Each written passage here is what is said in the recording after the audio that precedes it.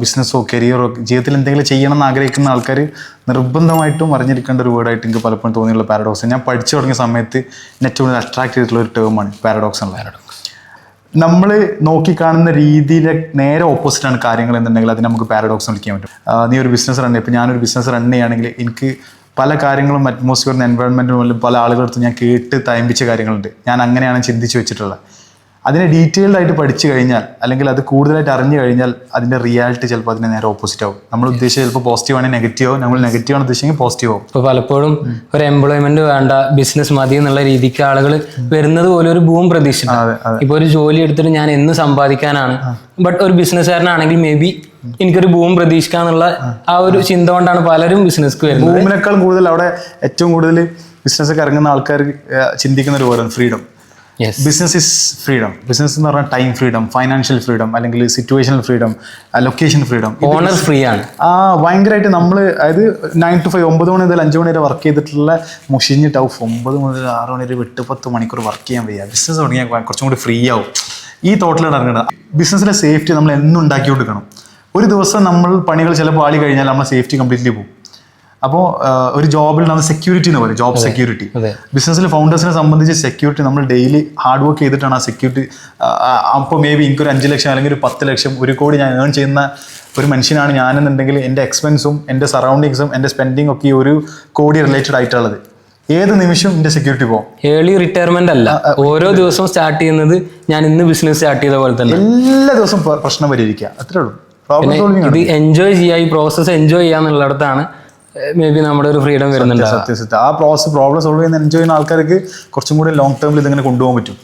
അതെല്ലാത്തോലും പെട്ടെന്ന് ക്വിറ്റ് ചെയ്യും. ഒരാളെ ചുറ്റിപ്പറ്റിണ്ടാവുന്ന ഒരുപാട് ചിന്തകളുണ്ട് നാട്ടിൽ ഏർപ്പെടില്ല. ഒരു കോൺഫിഡൻസ് എന്ന് പറഞ്ഞാൽ ഇങ്ങനെയാണ്. Confidence is purely stating like നമ്മളൊരു ആക്ഷൻ എടുത്ത് ആ ആക്ഷൻ ഉണ്ടാവുന്ന റെപ്പിറ്റീഷൻ അല്ലെങ്കിൽ ആ ആക്ഷൻ പിന്നെ ചെയ്തു വരുന്ന പെർഫെക്ഷനാണ് നമുക്ക് ഡോപ്പമിൻ റഷ് തന്നിട്ട് കോൺഫിഡൻ്റ് ആവുന്നത്. അതിന് ആക്ഷൻ ആദ്യം എടുക്കണം. പക്ഷെ നാട്ടുകാർ പറയണത് എന്താ, നീ ഒന്ന് മനസ്സ് വിചാരിച്ചൊന്ന് മോട്ടിവേറ്റഡ് ആക്കി ഞങ്ങൾക്ക് കോൺഫിഡൻസ് കിട്ടും. ഇല്ല, ഒരിക്കലും ഇല്ല. ആ കോൺഫിഡൻസ് പറഞ്ഞ ടേം അപ്പോൾ മാറി. അതൊരു പാരഡോക്സാണ്. ആൾക്കാർ പറയുന്നത് ഇങ്ങനെ, പക്ഷെ റിയാലിറ്റി ഇങ്ങനെ. അതേപോലെ തന്നെയാണ് സ്പോട്ട് ലൈറ്റ് എഫക്റ്റ്. ചിലപ്പോൾ കേട്ടിട്ട് പോയി നമ്മൾ വിചാരിക്കും നമ്മളാണ് മെയിൻ ക്യാരക്ടർ. നമ്മളിങ്ങനെ ഒരു സ്പോട്ട് ലൈറ്റിന്റെ താഴെയാണ്. നാട്ടിൽ അങ്ങാടി കൂടെ ഇങ്ങനെ നടക്കുമ്പോൾ എല്ലാവരും നമ്മളങ്ങനെ നോക്കുന്നത്. അതാണ് സ്പോട്ട് ലൈറ്റ്.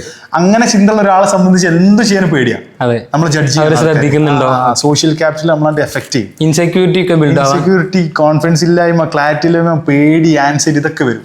പക്ഷെ spot light effect paradox purely state ചെയ്യുന്നത് ആരും നമ്മളെ പറ്റി ബോധേഡല്ല. നമ്മൾ മാത്രമാണ് അവരെ ബോധർ ചെയ്യിപ്പിക്കുന്ന ഒരു കാര്യം ചെയ്യുന്നവരെ നമ്മളെ പറ്റി ഒരു ബോധേഡല്ല. ഈവൻ നമ്മളൊരു ഗ്രൂപ്പ് ഫോട്ടോ എടുക്കുന്ന സമയത്ത് പലപ്പോഴും ഞാൻ എന്റെ ഫോട്ടോ സൂം ചെയ്തിട്ട് ഞാൻ നോക്കും. അപ്പോ ഞാൻ മാത്രമേ എന്നെ സൂം ചെയ്ത് നോക്കുള്ളൂ. സത്യം. ആരാണ് ആ ഫോട്ടോ കാണുന്നത് ആ ഗ്രൂപ്പിൽ അയാൾ മാത്രം ആ ഫോട്ടോ ചിലപ്പോൾ ഷെയർ ചെയ്യും. നാലത്തിൽ നമ്മൾ ഏതാ ബെറ്റർ, അതാണ് സ്റ്റോറി പോവാ. അതെ, പക്ഷെ നമ്മൾ മാത്രമേ നമ്മൾ ശ്രദ്ധിക്കുള്ളൂ. നമ്മളുടെ വിചാരം ആ സ്റ്റാറ്റസ് കാണുന്ന എല്ലാവരും നമ്മളങ്ങനെ നോക്കും. അതാണ് സിംപ്ലി സ്പോട്ട് ലൈറ്റ് എഫക്റ്റ് പറയുന്നത്. ആരും നമ്മൾ നോക്കണില്ല അൺടിൽ അവരും നമ്മളുമായിട്ടൊരു ഇടപാട് വരുന്നവരെ അവർ നമ്മളെ ബോധേഡല്ല. സോ വെറുതെ ബാക്കിയുള്ള കാര്യങ്ങൾ ടെൻഷൻ എടുക്കാണ്ട് നമ്മളെ കാര്യം ചെയ്തു പോവുക. അൺടിൽ ഒരു സമയം എത്തുമ്പോൾ അവർ നമ്മളെ നോക്കുന്ന ഒരു സിറ്റുവേഷൻ വരും. ആ സമയത്ത് പോസിറ്റീവായിട്ട് നമ്മൾ കാണുന്ന ആൾക്കാർ. ഇതാണ് spot light effect. And that is one of purest paradox. എല്ലാവരും നമ്മളങ്ങനെ നോക്കിക്കാണെന്ന് വിചാരിച്ചതിനോടത്ത് പെട്ടെന്ന് ആരുടെ മൈൻഡിലില്ല വിചാരിച്ചാൽ ഭയങ്കര ഫ്രീഡാണ്. നമുക്ക് എന്തും ചെയ്യാം. അതിലെത്തി കഴിഞ്ഞാൽ പിന്നെ പൊക്കോളൂ. വളരെ എളുപ്പ പരിപാടി. അതുപോലെ ഇപ്പൊ നിസാം ഒരു ലീഡറാണ്. കോഴ്സ് ഒരു ബിസിനസ് റൺ ചെയ്യുന്നുണ്ട്. ഓണർ എന്ന് പറയുമ്പോൾ ലീഡറാണ്. സോ ഒരു പവർ ഹോൾഡ് ചെയ്യുന്ന ആളാണോ നിസാം? ലീഡർഷിപ്പ്. യെസ്, ലീഡർ നമ്മളൊക്കെ ചിന്തിക്കുന്നതെന്ന് പറഞ്ഞു കഴിഞ്ഞാൽ ലീഡർ എന്ന് പറഞ്ഞാൽ കൂടുതൽ പവർ ഹോൾഡ് ചെയ്യുന്ന ആളെന്നാണ്. കൂടുതൽ പവർ, എനിക്ക് എല്ലാ ഡിസിഷൻ എടുക്കാനുള്ള പവർ എൻ്റെ കയ്യിലാണ്. അല്ലെങ്കിൽ അവർ ഭരിക്കാനുള്ള കഴിവിൻ്റെ കയ്യിലാണ്. അവർ ആക്ഷൻസ് മോണിറ്റർ ചെയ്യാനുള്ള കഴിവിൻ്റെ കയ്യിലാണ്. അവരെന്ത് ചെയ്യണമെന്ന് തീരുമാനിക്കാനുള്ള പവർ എല്ലാം കൂടി ഹോൾഡ് ചെയ്യുന്ന ആളാണ് ലീഡർ എന്നുള്ളത്. സത്യം പറഞ്ഞാൽ വലിയ പൊട്ടത്തരാണ്. അതല്ല ലീഡർ. അത് മേ ബി നമുക്കൊരു ബോസ് എന്നൊക്കെ വിളിക്കാം. ഒരു ആറ്റിറ്റ്യൂഡിൽ ഇങ്ങനെ ജസ്റ്റ് ഇങ്ങനെ എല്ലാം ഹോൾഡ് ചെയ്തിരിക്കുന്ന ഒരു ബോസ് എന്ന് വിളിക്കാം. ലീഡർ ആക്ച്വലി പവർ വിട്ടു കൊടുക്കുന്ന ആളാണ്. അതെ, ആക്ഷൻ ചെയ്യാൻ വേണ്ടി. ഇപ്പൊ നിന്നോടൊരു കാര്യം ചെയ്യാൻ വേണ്ടി നിനക്ക് ആ പവർ വിട്ടു തരും, നീ അത് ചെയ്യും. അപ്പോൾ 10 പേര് ഫോളോവർ ആയിട്ട് ലീഡർക്ക് ഫോളോ ചെയ്യാൻ 10 പേരുണ്ടെങ്കിൽ ആ 10 പേർക്കും പവർ ഡിസ്ട്രിബ്യൂട്ട് ചെയ്യലാണ് ആക്ച്വൽ ലീഡർ ചെയ്യുക. ആ ഡിസ്ട്രിബ്യൂഷനിലാണ് ആക്ച്വൽ പവർ. സത്യം. ആ ഡിസ്ട്രിബ്യൂട്ട് ചെയ്യുന്ന ആൾക്കാർക്ക് അതിനുള്ള പ്രാപ്തരാക്കുക എന്നുള്ളതാണ് ഫസ്റ്റ് തിങ്. അവർ പ്രോപ്പർലി ഞാനിപ്പോൾ അവർക്ക് ഡിസിഷൻ എടുക്കാനുള്ള ഫ്രീഡം കൊടുക്കുകയാണ്. ആ ഡിസിഷൻ അവർ തെറ്റായി എടുക്കാതിരിക്കാനുള്ള ട്രെയിനിങ് കൊടുക്കും. എന്നിട്ട് ഇതിന്റെ പവർ വിട്ടു കൊടുക്കുകയാണ്. So leader is not someone who hold ഒരുപാട് എന്താ പറയുക പവർ ഹോൾഡ് ചെയ്യുന്ന ആളല്ല. അതിന് പകരം ഒരുപാട് പവർ വിട്ടു കൊടുത്തിട്ടുള്ളതാണ്, സ്പ്രെഡ് ചെയ്യുന്നതാണ്. അപ്പോൾ ഇതിന്റെ ഒരു പാരഡോക്സ് ആയി. എന്ത് നമ്മളൊക്കെ വിചാരം ലീഡർ എന്ന് പറഞ്ഞു കഴിഞ്ഞാൽ ഒരുപാട് പവറുള്ള മനുഷ്യനാണ്. പക്ഷെ അതല്ല, പവർഫുൾ പേഴ്സൺ അല്ല, പവർ വിട്ടു കൊടുക്കുന്ന അല്ലെങ്കിൽ ഡെലിഗേറ്റ് ചെയ്യുന്ന, നമ്മൾ കാര്യങ്ങൾ ഇങ്ങനെ ചെയ്യിപ്പിക്കാൻ പ്രോപ്പർലി ആപ്റ്റ് ആവുന്ന ഒരാളാണ് ലീഡർ.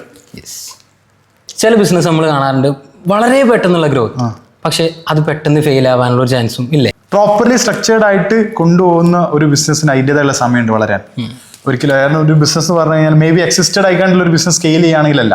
പുതിയൊരു ബിസിനസ് സ്റ്റാർട്ട് ചെയ്ത് കഴിഞ്ഞാൽ അത് മാർക്കറ്റിൽ സെറ്റായി ആളുകൾ അത് ഏറ്റുപിടിച്ച് ആളുകൾക്ക് അത് പ്രോപ്പർലി അതിൻ്റെ പ്രോഡക്റ്റ് ആണ് വാട്ട് എവർ സർവീസ് ആണെങ്കിൽ അത് ആളുകൾ ഏറ്റുപിടിച്ചതിന് ശേഷം സ്കെയിലിംഗ് എന്ന് പറഞ്ഞു കഴിഞ്ഞാൽ പിന്നെ നെക്സ്റ്റ് പ്രോസസ്സാണ്. അതിന് അതിൻ്റെതായ കുറച്ച് സമയമെടുക്കും.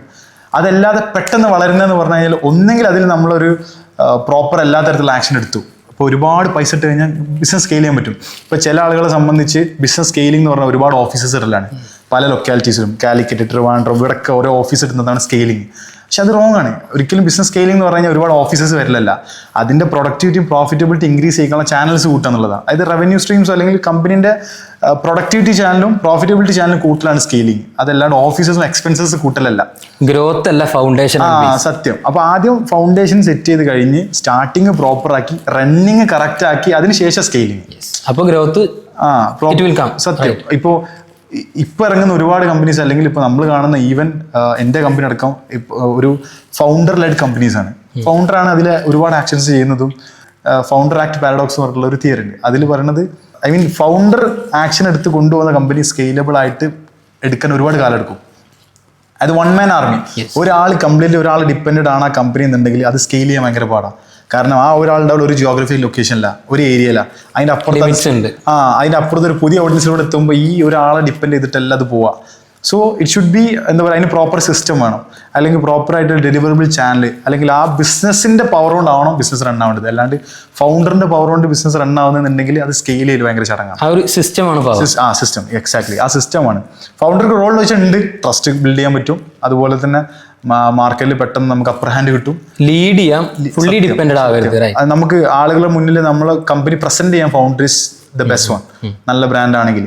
പക്ഷേ കമ്പനിയുടെ കംപ്ലീറ്റ് ആക്ഷൻസും കംപ്ലീറ്റ് സർവീസസും ആ ഫൗണ്ടർ ഡിപ്പെൻഡഡ് ആവരുത്. ഒരു 1 month നിസാം ഇവിടെ ഇല്ലെങ്കിൽ പോലും അതാണ് സത്യം. 1 month ഇവിടെ നിസാം ഇവിടെ ഇല്ലെങ്കിലും ഡെസ്ക് റണ്ണായി കഴിഞ്ഞാൽ അതൊരു കുഴപ്പമില്ലാതെ കമ്പനിയാണ് നമുക്ക്. അതാണ് അച്ചീവ്മെന്റ്. സത്യം.